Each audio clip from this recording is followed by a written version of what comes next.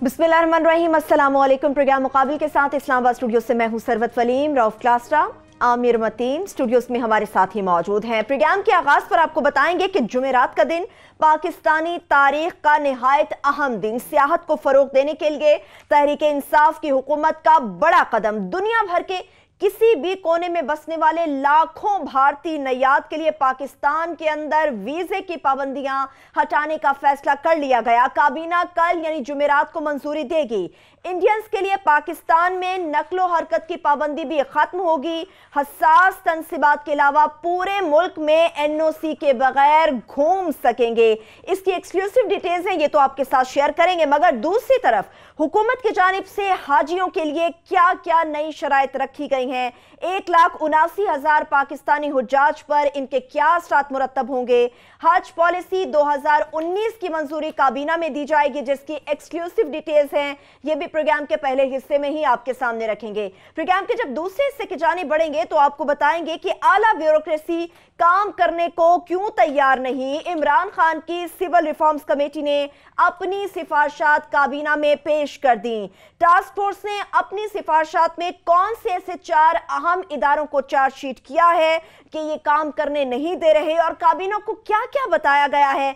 इस हवाले से कल यानी बरोज जुमेरात को कैबिनेट क्या फैसला करने जा रही है, एक्सक्लूसिव स्टोरी है, यह भी प्रोग्राम के दूसरे हिस्से में आपके साथ शेयर करेंगे। प्रोग्राम के जब तीसरे हिस्से की जानिब बढ़ेंगे तो आपको बताएंगे कि एमडीपी टीवी अरशद खान की जानिब से बोर्ड ऑफ डायरेक्टर से मंजूरी लेकर लाखों रुपए गैर कानूनी तरीके से तनख्वाह लेने का बहुत बड़ा इंकिशाफ हुआ है। एमडीपी टीवी अरशद खान ने किस तरह से गैर कानूनी तनख्वाह की मंजूरी हासिल की, इसकी भी तमाम डिटेल्स आपके साथ हम शेयर करेंगे।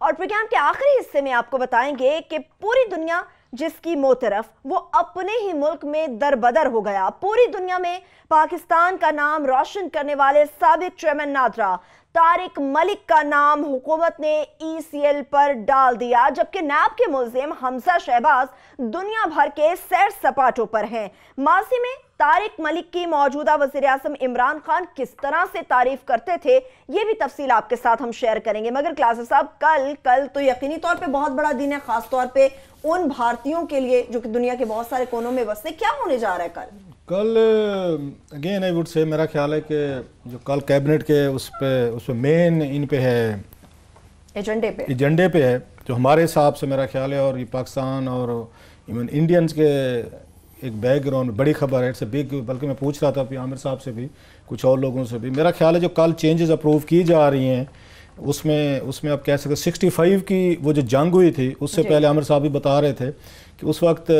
कोई इतनी ज़्यादा सख्तियाँ नहीं थी, आना जाना लगा रहता था, वीज़ा को इतना ज़्यादा ज़रूरी नहीं होता, वीज़ा रजीम थी ही नहीं। ये उसको अल्लाह भला करे, यहाँ पे 1965 की जब जंग वो भुट्टो साहब ने कराई, ये क्रेडिट भुट्टो साहब की बनता है जनरल अयूब से ज़्यादा, तो उसके बाद ये सारे के सारे उस पर रिस्ट्रिक्शन भी शुरू हो गई, तो फिर जंगें भी शुरू हो गई, तो फिर जो कुछ हुआ रेस्ट इज़ हिस्ट्री के, फिल्में भी बंद थे, आना जाना भी बंद। बल्कि मैं पढ़ रहा था, मुझे यकीन नहीं है, मैं 2-4 लोगों से वो किया कन्फर्म किया है, उन्होंने फिर उसको कन्फर्म किया कि जिस दिन वहाँ पे इंडियन प्राइम मिनिस्टर नेहरू साहब की उनकी डेथ हुई थी, उस दिन पाकिस्तान में स्कूलों में छुट्टी कर दी गई थी।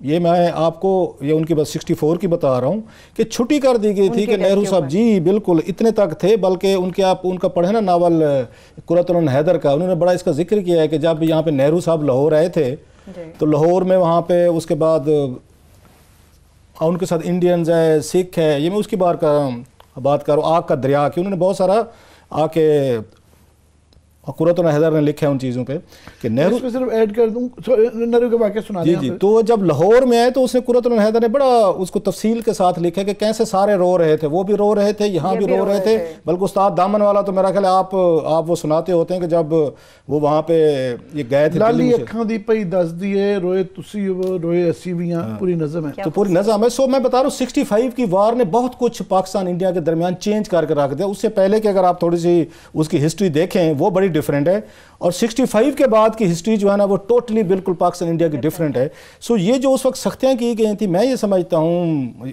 जो हमने चीज़ें देखी हैं कि अब जाके उसके 65 के बाद जो कल कैबिनेट हमारी उनकी प्राइम मिनिस्टर की उसमें क़यादत में जो स्टेप्स लेने जा रही है, बड़े फार रीचिंग स्टेप्स हैं, पर्टिकुलरली ये वीज़े के हवाले से जो किए जा रहे हैं।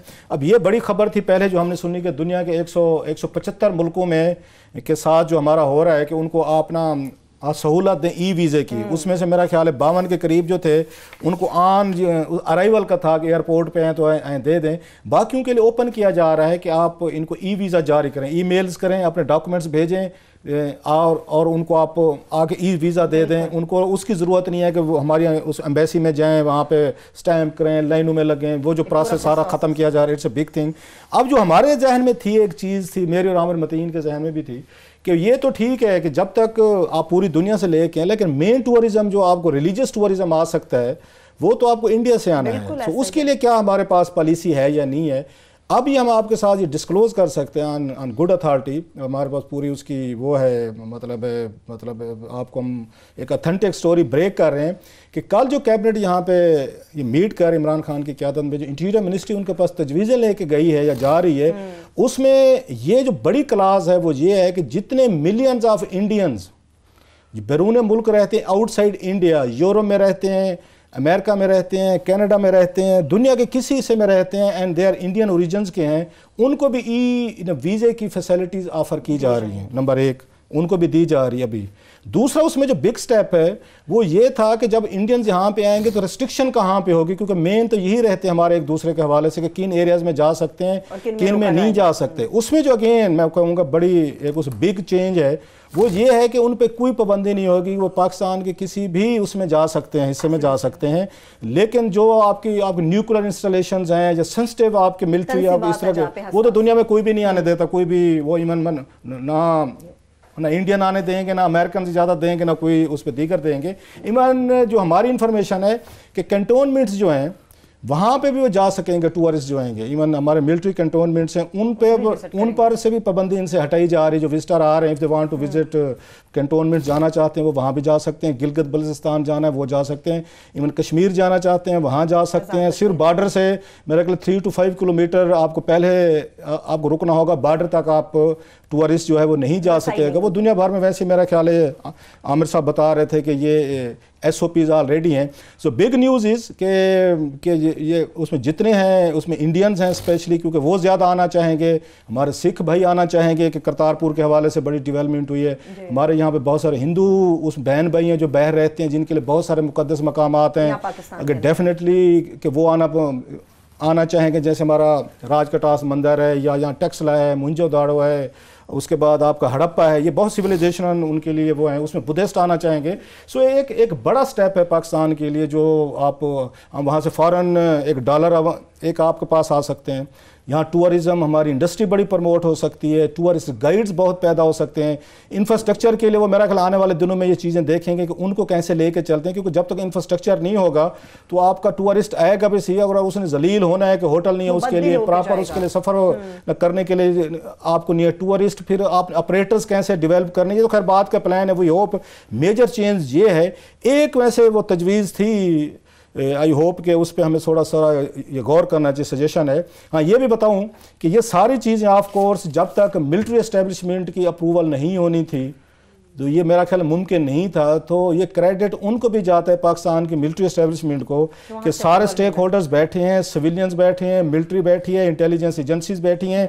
उसके बाद फैसला किया गया है कि फर्स्ट स्टेप के तौर पर जो मिलियंस ऑफ इंडियंस हैं और अगेन ये उसमें रहते हैं बाहर मुल्क में, उनको वीज़ा फैसिलिटी दें। 7 से 10 दिन का इनको ई वीज़ा दिया जाएगा सर, कोई रेस्ट्रिक्शंस नहीं होगी। जहाँ जाना चाहते हैं पाकिस्तान में they are free to go, आना चाहते हैं। बाकी वो सजेशन क्या है वो मैं ज़रा जल्दी से शेयर कर दूँ इनिशियली, और अभी मेरा ख्याल है इस पर भी शायद किसी लम्हे पे गौर किया जाए।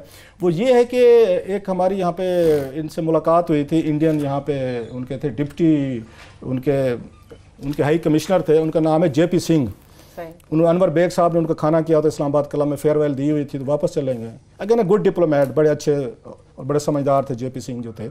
तो उन्होंने कोई बातों में ये बात हुई जब इमरान खान ने इनिशिएटिव लिया यहाँ पे कि हम ये ओपन कर रहे हैं इसके लिए, जब करतारपुर का ये उन्होंने ओपन किया और एक बड़ा दुनिया को मैसेज किया। तो उन्होंने बड़ी इंटरेस्टिंग बात बताई जेपी सिंह साहब ने। उन्होंने कहा शायद पाकिस्तान में ये ना पता हो आप लोगों को, इंडिया में और कुछ पढ़ाया जाता हो या ना पढ़ाया जाता हो तारीख में, उनकी प्राइमरी जमात से लेके उनके मिडल तक, उनके हाई स्कूल तक, उनकी ग्रेजुएशन तक, university, even Indian civil service तक एक वहाँ पे टॉपिक ज़रूर पढ़ाया जाता है और उसका क्वेश्चन आता है 15 से 20 नंबर्स का।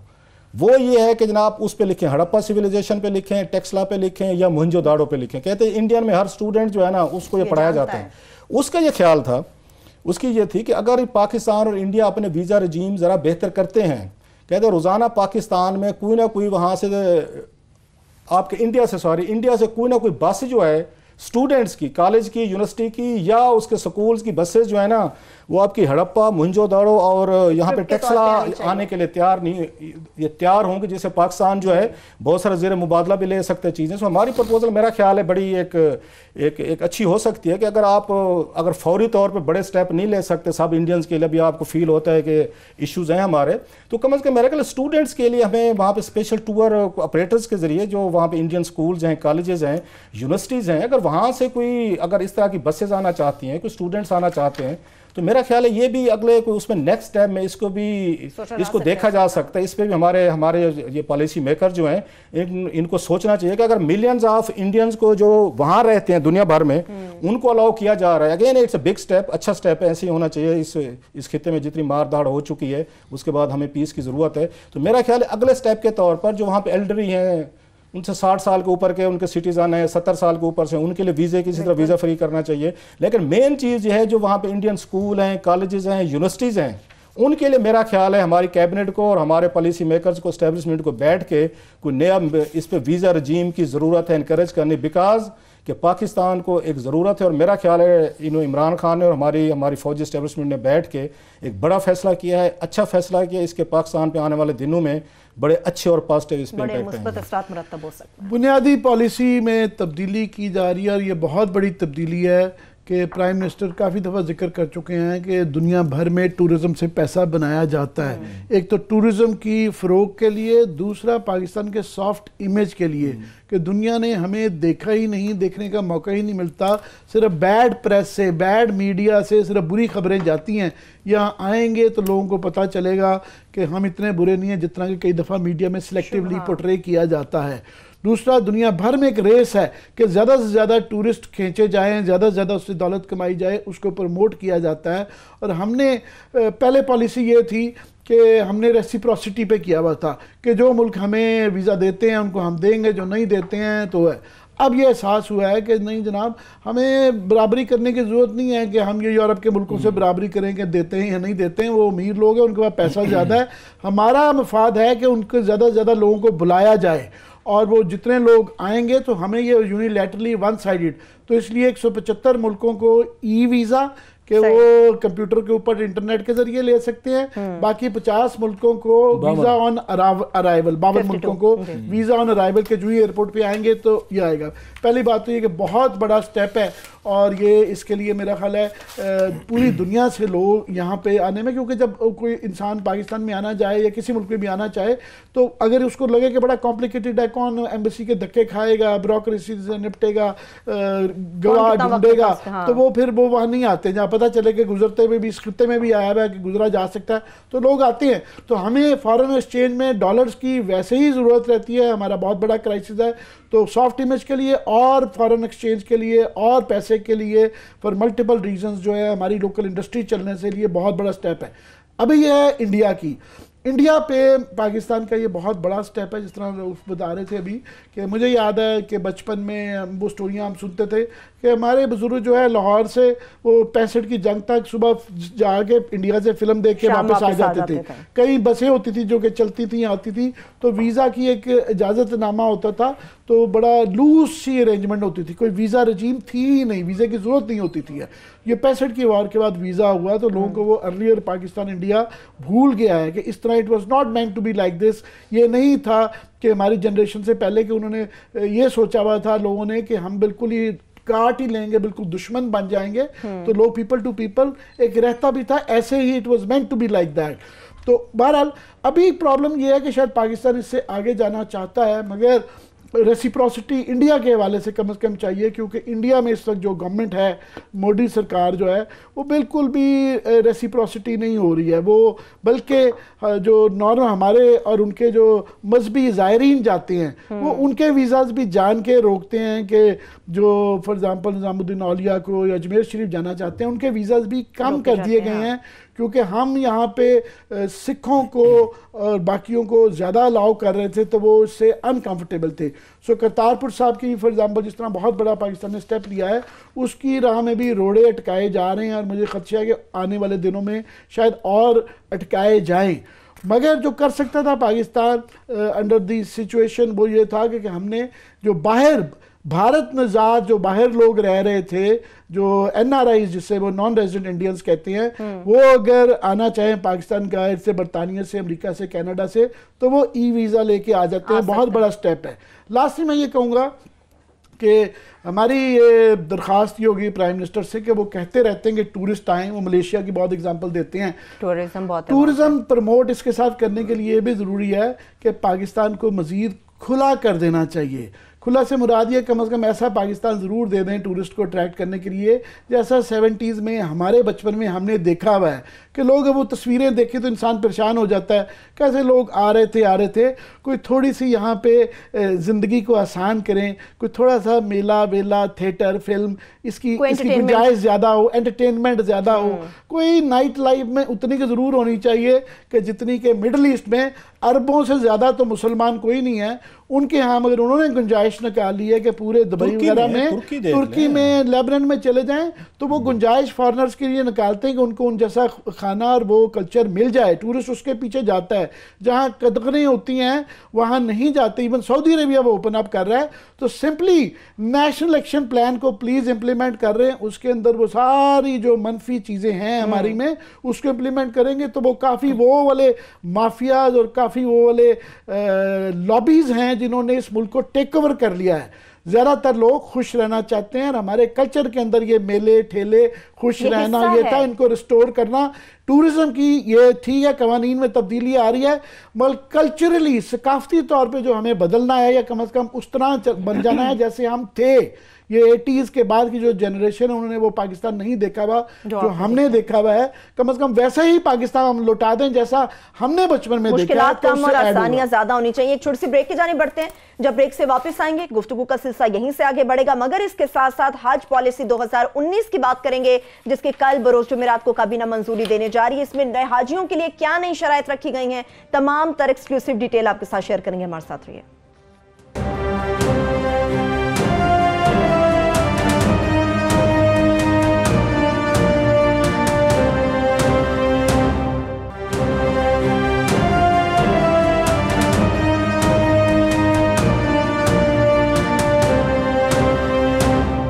फिर से प्रोग्राम में हम आपको खुशामदीद कहेंगे। हज पॉलिसी की बात होगी, मगर उससे पहले क्लास ऑफ टूरिज्म से इसमें जो एक और मेजर चीज़ की है जो हमारी पाकिस्तान आर्मी ने की है और माजी में नहीं होती थी चीज़ें, ये यहाँ पिशावर में KPK में एक वहाँ पे कला है जो आर्मी की मेरा ख्याल है कंट्रोल में है, उसको बाला हसार आमिर साहब पिशावर के अंदर बाला हसार से पिशावर के दरमियान में वो जो सबसे बड़ा किला है, ये 60-70 साल से फौज के ही इस्तेमाल में था।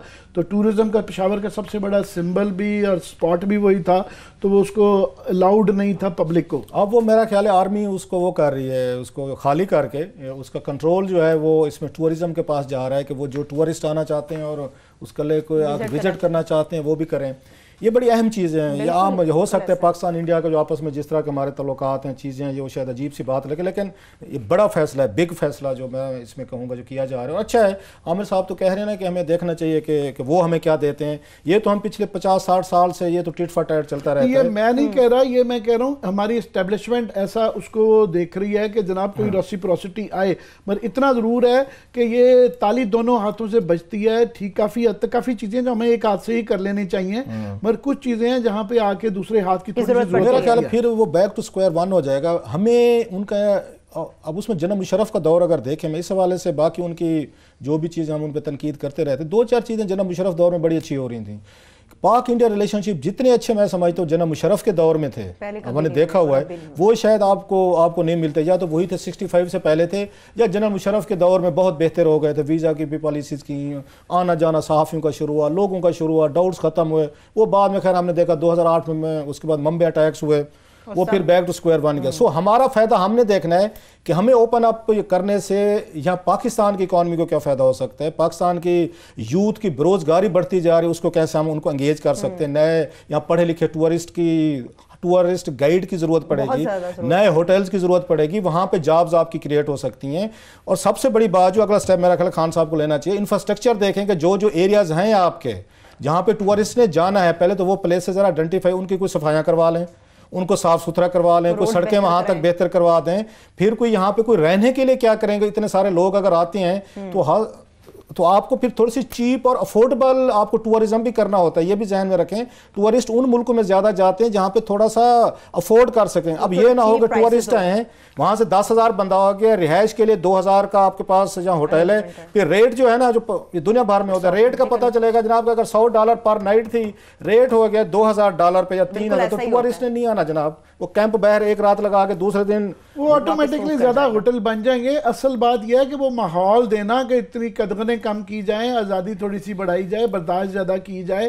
पर मैं क्विकली कह सब ये जो मुशर्रफ के दौर में इसलिए ज़्यादा इंडिया और पाकिस्तान और जनरली हमारे फौजी भाई जब हुक्मरान होते हैं ये आज़ादी हो जाती है क्योंकि उन्होंने खुद डिसाइड करना होता है। सिविलियन हुकूमतों को वो कई दफ़ा इजाज़त नहीं देते हैं उस तरह की आज़ादी की इंडिया के साथ तल्लुकात बढ़ाने की जितनी वो खुद ले लेते हैं क्योंकि उनको सूट करता है। अब पहली दफ़ा हुआ है, पहली दफ़ा ये हुआ है कि after a very long time कि सिविल और मिलिट्री पाकिस्तान के काफ़ी सारे बुनियादी जहाँ पे मफाद के लिए इंपॉर्टेंट है वो एक पेज पे हैं। लोग इसको कोई पसंद करे या ना करे, मैं समझता हूँ this is the best thing that has happened to this country. I agree with you, आपकी सही बात है। लोगों का तो एक रहते हम अगर हमारे जैसे लोग ज़्यादा तनकीद करते रहे एस्टेब्लिशमेंट, फौजी एस्टेब्लिशमेंट के बहुत सारी सिक्योरिटी पॉलिसीज़ पे, दीगर इश्यूज़ पे, लेकिन मेरा ख्याल है इस तरह की चीज़ें आपके एस्टेब्लिशमेंट के उसके बगैर नहीं होनी थी। द गुड थिंग इज़ कि ऐसा प्राइम मिनिस्टर है जिसके साथ हमारी एस्टेब्लिशमेंट अगर आके कंफर्टेबल फील करती है, इस तरह के फैसले होते हैं। अफगानिस्तान में हम देख रहे हैं बड़ी अच्छी खबरें वहाँ से आना शुरू हो गई कि अमेरिका की और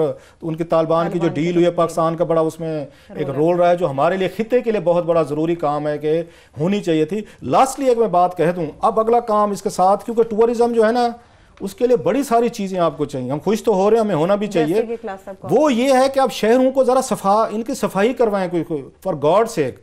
जितना गंद हो चुका है लाहौर में, आमिर साहब हम जाते हैं, जितना कराची में हो चुका है, जितना आप उस मुल्तान चले जाएं, क्योंकि अगेन मुल्तान में बहुत सारे टूरिस्ट आएंगे, बहुत सारे मतलब हज़ारों साल पुराना आपका शहर है, दुनिया भर से बहुत सारे हिंदूज जो हैं वहाँ पे हमारे कदीम वहाँ पे मंदिर थे उनको देखने आ सकते हैं। और बहुत सारे इलाके हैं जैसे ये कटास मंदिर है, ये बलूचिस्तान में बहुत सारे मुकद्दस वहाँ पे उनके मकामात हैं, आपके हड़प्पा मोहनजोदड़ो। आप एक मेहरबानी फरमाएं जो डिप्टी कमिश्नर से ब्यूरोक्रेसी से हमारे ये धात सर ये लोकल बॉडीज के जरिए मसला हल होएगा। वो अभी ये बड़ा डिलेड हो गया, लोकल बॉडीज नहीं करते, लोकल बॉडीज के जरिए सफाई जो हो सकती है ना वो नहीं। मेयर आपको बड़े शहरों के जिस तरह इंडिपेंडेंट करने जा रहे हैं, ये शहरों में मेयर आएंगे, उनके जरिए निजाम। आपका मेरा रोमांस मेयर से बड़ा पुराना है सर, हमसे बेहतर कौन इनसे रोमांस रखा हुआ है।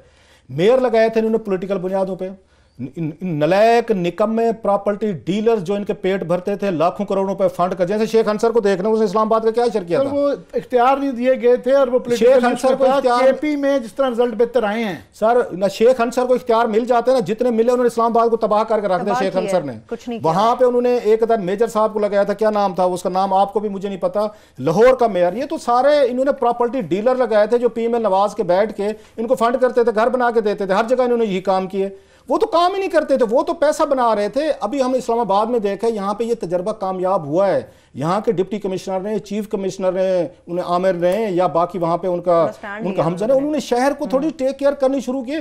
ठीक है, ब्यूरोक्रेसी से आपका मेरा मसला चलता रहता है, लेकिन आपने सिंक ये नहीं कह रहा कि ब्यूरोक्रेसी को निकालें, bureaucracy and local bodies together जो है वो किया, शहरों को साफ करवाएं। ये ना हो कि वहां से बाहर से लोग हैं, इतने गंद देखें, डंपिंग ग्राउंड बने हुए हैं, प्लास्टिक पड़े हुए हैं, हाल आपके शहरों की हालत बुरी है, आपके सड़कों की हालत बुरी है, मतलब कचरे फैले हुए हैं। अगर इस तरीके से आपका ख्याल है टूरिज्म ठीक हो जाएगा तो हजूर एक दफा आएगा और दुनिया भर को बताएगा कि ये गंदे यहाँ पे चीजें हैं, यहाँ मत जाएं। एक हमारी एक लास्टली बहुत बड़ा एडवांटेज है जो दुनिया में बहुत कम मुल्कों में होता है, पाकिस्तानी लोगों से ज्यादा वार्म हॉस्पिटेबल लोग बहुत दुनिया में कम होंगे।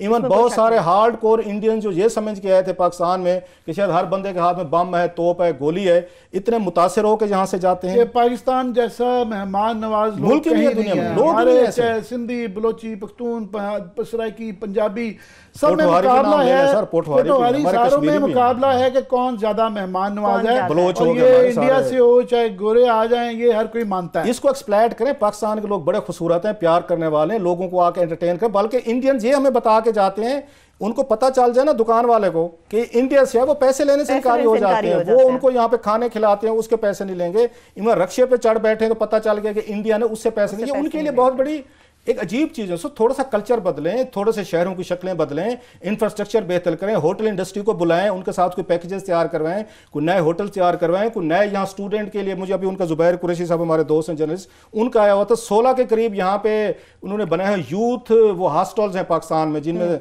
लोग आते जाते।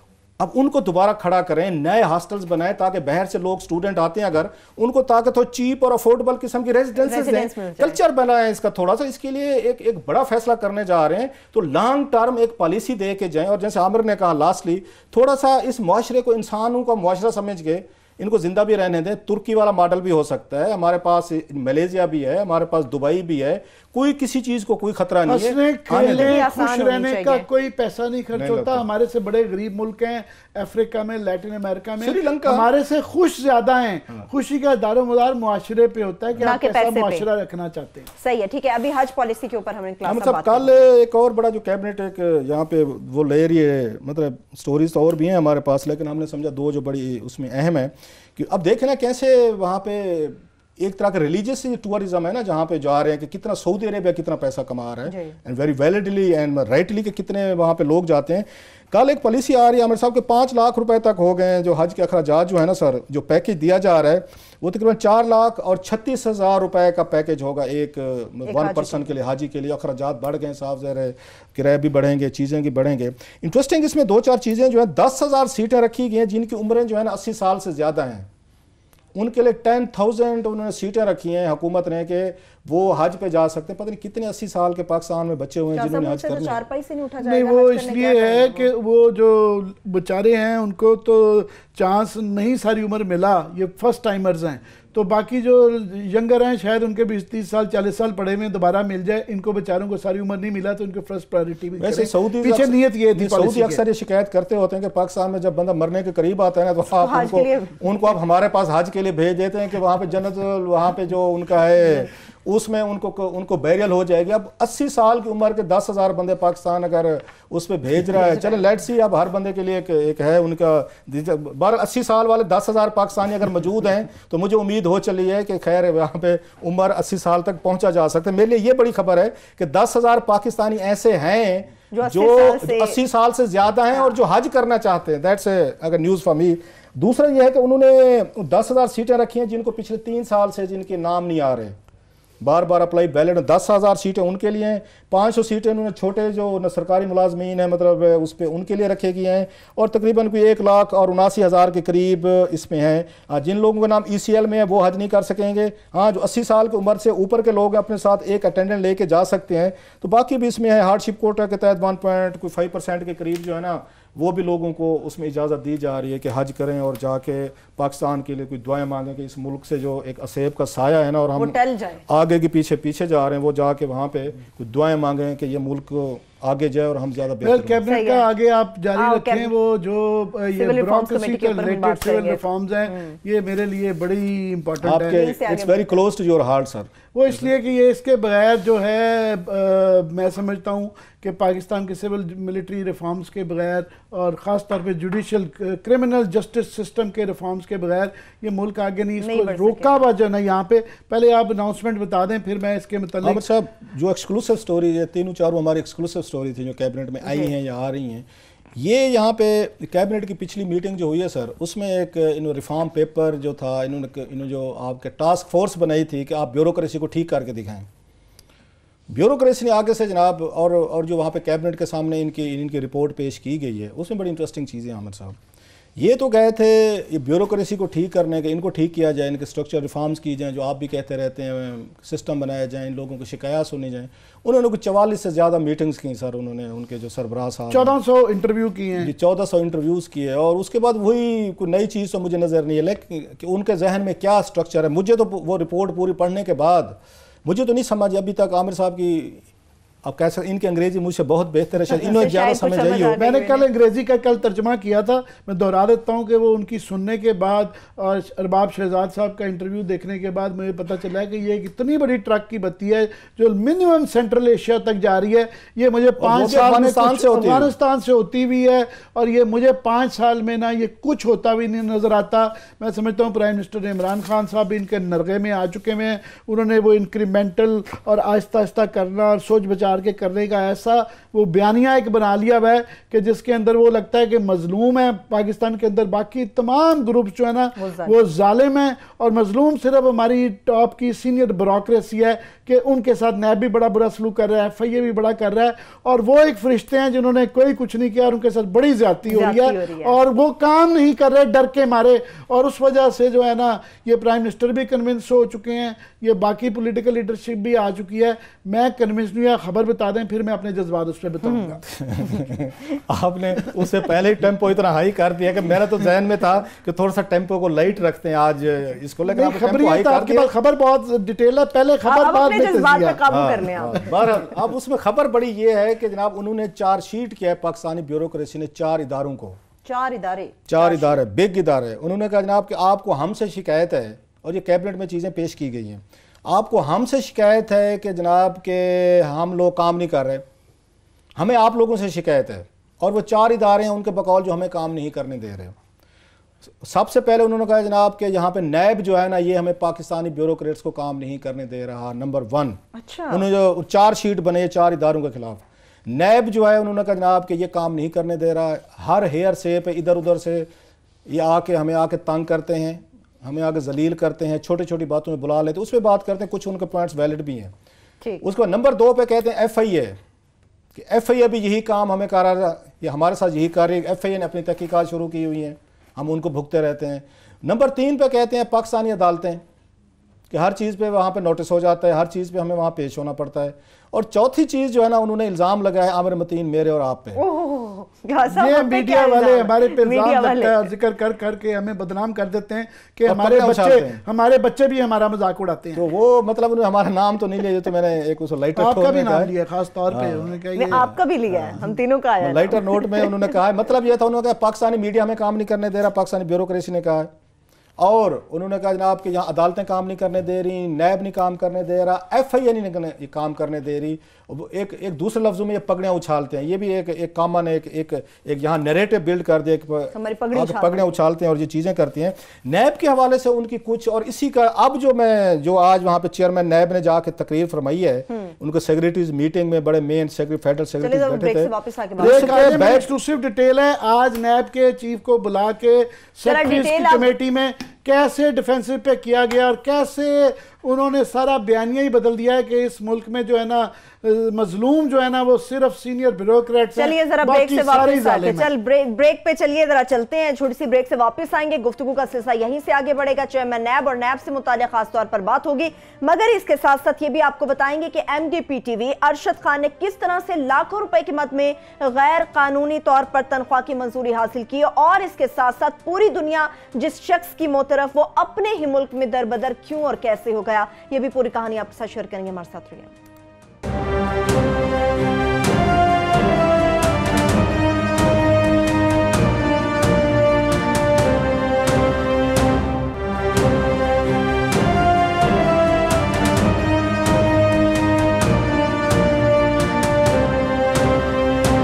ब्रेक के बाद एक बार फिर से प्रोग्राम में हम आपको खुशामदीद करेंगे। क्लास साहब आप बताने जा रहे थे कौन सी ऐसी छोटी छोटी बातें जिन पर नैब बुला लेती है और उनके वैलिड पॉइंट्स हैं इनके पास? अब नैब वाले जो हैं, और इस पे आज बड़ा हमें एक इनक्रेडिबल बंदा ने एक वाकया भी सुनाया कि यहाँ पे नैब का एक असिस्टेंट डायरेक्टर था जी, उसने यहाँ पे किसी मिनिस्ट्री में गए, वो वहाँ पे मेजर जनरल तक थे, रिटायर थे, और बाकी भी उसमें फेडरल सेक्रेटरी तक थे। बड़ा क्रेडिबल वाकया सुना। और असिस्टेंट डायरेक्टर उन्होंने क्या किया, उन्होंने उनको फरमाइश की कि जनाब कि मैं इस्लामाबाद में घर बना रहा हूँ, चंदा चाहिए। कि बहुत बड़े, हमें एक साबिक फेडरल सेक्रेटरी आमिर साहब बैठे हुए थे, उन्होंने हमें वाक़या सुनाया है कि एक असिस्टेंट, एक डायरेक्टर नायब ने बैठ के पूरी वहाँ वजारत को पीछे लगा ले। तो मैंने बातों में कहा, मैं हजूर तो जिन लोगों के स्केल्टन्स नहीं होते वो they can resist it, blackmail क्यों होते? उसने कहा फिर आपका कभी वास्ता नहीं पड़ा इन लोगों से, ये करते क्या हैं? आपके खिलाफ कुछ नहीं मिला तो फिर आपके चाचे भतीजे मामे बहन भाई सबको बुला लेंगे, उनको नोटिस जाएंगे कि आप हैं, कहीं आपके लोगों के नाम पे बेनामी अकाउंट तो नहीं। पावर जो है उनके पास, नंबर 1। दूसरा, वो कहते हैं कि जनाब कि ये करते हैं, फैसला अगर किसी एक मीटिंग में हुआ है तो उसमें जो 40 भी उसमें शरीक थे, मतलब एकनेक में हुआ, ईसीसी में हुआ, कहीं पे और हुआ, वो 40 के 40 वो फेडरल सेक्रेटरीज को बुला लिया जाता है कि उनको कि आप आएँ और आप बताएं सारी चीज़ें। अब ये वो कन्फ्लिक्ट है कि नायब के, मैं ज़ाती तौर पर कुछ ऐसे अफसरान को जानता हूँ जो माजूम है, नायब के 2 चेयरमैन थे जिन्होंने अपने मुलजमान से इकबाल जेड अहमद से LPG के कोटे ले लिए थे। सर, मुलजिम एक बंदा पकड़ा, इकबाल जेड अहमद, उसको जेल में डाला कि तुम्हारे ऊपर ये करप्शन चार्जेस है, उससे उन्होंने बारगेन की और उसी में नायब के, जिसमें फौजी अफसरान भी शामिल थे, 2 नायब के चेयरमैन थे, उन्होंने उसी मुलजिम से जिस केस पे पकड़ा था उसी पे उन्होंने जनाब उनके साथ बैठ के कोटे लिए, बिजनेस पार्टनर बन के, जो उन्होंने प्ली बारगेन की थी जिन्होंने फौजी ने नायब में, उन्होंने कोटे लिए। सो नायब में भी बहुत बड़े पैमाने पे करप्शन है। नायब को कभी जरूरत नहीं होगी कमर जमा चौधरी साहब पे GIT बना के देंगे, जरा जैसे जवेद इकबाल साहब को कहें, इतनी प्रॉपर्टीज निकलेंगी कि पाकिस्तान के लोग भूल जाएंगे कि जनाब के आप जरदारी साहब को, दीगर लोगों को, कमर जमा साहब को पकड़े ना, जरा उन पे केसेस देखें।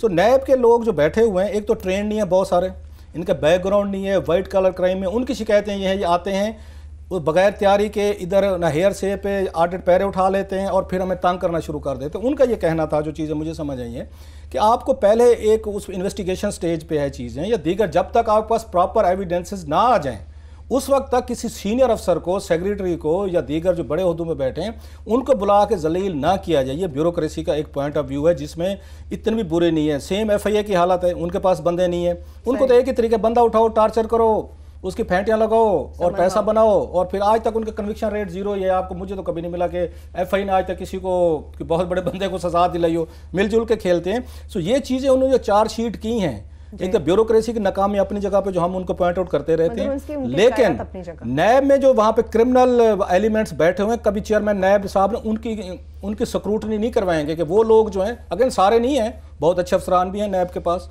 उनके पास अच्छे अच्छे लोग भी हैं, लेकिन मोस्टली के बारे में ये शिकायतें आती हैं कि ये लोग बैठ के अफसरों को उनको हरास करते हैं और जिस वजह से कोई फैसला नहीं करता कि कल को हम पकड़े जाएंगे, कैसे जस्टिफाई करेंगे। आज खबर ये है कि आज के जो सेक्रेटरीज की कमेटी है, जो फेडरल सेक्रेटरीज की कमेटी है, उन्होंने आज नैब चेयरमैन साहब को, जस्टिस जावेद इकबाल को बुलाया हुआ था। उन्होंने बुलाया हुआ था, वो सुना है, वो चेयरमैन नैब ने वहाँ खुद जाके उन्होंने गुफ्तगू, वो वहाँ पे आज उनके उसको उन्होंने एड्रेस किया है, उन्होंने बुलाया था या वो गए, तो उसके अंदर उन्होंने सब ने, जो ये पहले ही बयानिया चल रहा था, ये मैं अरबाब शहजाद साहब का भी TV पे सुन रहा था, उन्होंने भी पब्लिक न्यूज़ में ये कह रहे थे कि देखें ना, वो काम करना रुक गए हैं, डरते हैं तो डरेंगे तो रुकेंगे, बिल्कुल वो सारा बिल्कुल। और उसमें मेरी इतला ये है कि जो सवाल करने वाले लोग थे, ज़्यादातर जिन्होंने पॉइंट आउट किया कि आप हमें बुला लेते हैं और हमारी बदनामी करते हैं, वो ज़्यादातर वो लोग थे जो कि एक्यूज़ड हैं, जो ज़्यादा ऑलरेडी नैब पे जिनके मुकदमात चल रहे हैं।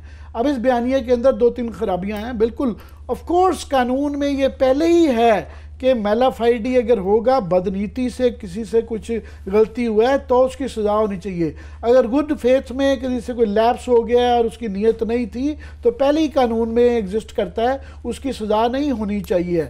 ये नहीं है कि वो फैसला करते वक्त इतने डर जाएं कि वो करें ही ना, जो है वो बिल्कुल ठीक है, उसकी उस हद तक ठीक है। मगर प्रॉब्लम ये है कि जब तक कमर जमान चौधरी साहब थे तो किसी को शिकायत नहीं थी, ना पॉलिटिशियनों को प्रॉब्लम थी, ना ब्यूरोक्रेसी को प्रॉब्लम थी, क्योंकि कुछ हो ही नहीं रहा था।